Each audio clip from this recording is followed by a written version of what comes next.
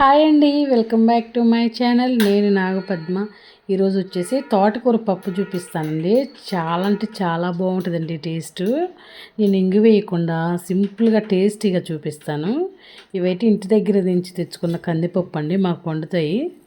So ఆ కందిపప్పు ఒక గ్లాస్ తీసుకున్నాను, చిన్న గ్లాస్కి. సో కడిగి పెట్టేసుకొని పచ్చిమిర్చి, టమాటో, కొంచెం చింతపండు అన్నీ వేసేసుకుందామండి. వాటర్ పోసుకొని గ్లాస్కి 2 గ్లాసులు వాటర్ అయితే సరిపోతాయి. అదేవిధంగా కొంచెం తోటకూర కూడా నేను చిన్న కట్లు 2 తీసుకున్నానండి. పెద్ద కట్లు ఏం కాదు, అవి చిన్న చిన్నవి. మీకు ఎంత క్వాంటిటీ కావాలంటే అంత క్వాంటిటీ తీసుకుని వేసుకోవచ్చు. నాకైతే ఒక పూటకే కాబట్టి కొంచెం తీసుకొని వేసుకుంటున్నాను.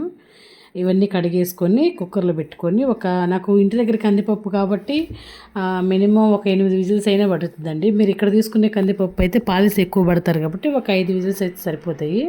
నేను ఇంక బంద్ చేసేస్తున్నాను. ఈలోపు ఇది వేడి తగ్గేలోపు ఒక కడాయి తీసుకొని ఆయిల్ వేసుకొని తాలింపు గింజలు, ఎండుమిర్చి, ఆనియన్, వెల్లుల్లి అన్నీ వేసుకొని అయితే డీప్ ఫ్రై చేసేసుకుందాం.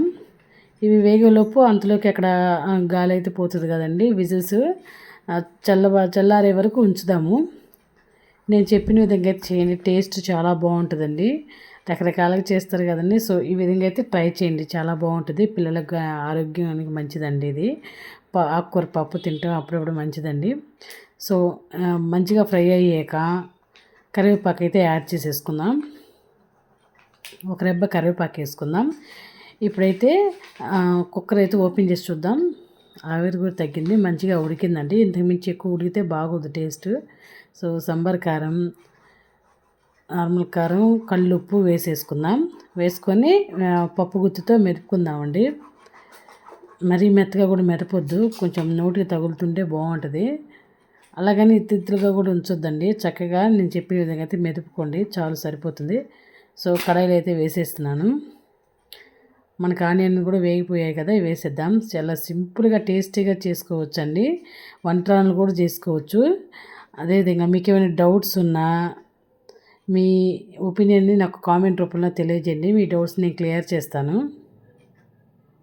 చాలా సింపుల్గా టేస్టీగా చాలా అంటే చాలా బాగుంటుందండి. రైస్లోకైనా, చపాతీలోకైనా, దేంట్లోకైనా బాగుంటుంది. రోటీస్లోకి కొత్తిమీరని అయితే చల్లేసుకుందాం. చూడండి ఎంత బాగుందో కలర్ఫుల్గా పప్పు. థ్యాంక్ యూ అండి, థ్యాంక్ యూ ఫర్ వాచింగ్. నా వీడియోస్ చూసి నాకు లైక్ చేసి షేర్ చేస్తున్నందుకు సబ్స్క్రైబ్ చేస్తారని అనుకుంటున్నాను. చాలా బాగుంటుందండి టేస్ట్ కూడా. మంచిగా ఉడికించేసుకోవాలి, వాటర్ ఏమైనా పోతాయి. ఆయిల్లో కొంచెం మగ్గనిచ్చేసి ఇంకైతే ఆపేద్దామండి. ఇంతేనండి, ఎక్కువ టైం కూడా పట్టదు. పిల్లలు కూడా చాలా ఇష్టంగా తింటారు. థ్యాంక్ యూ అండి, thank you for watching, thank you for supporting.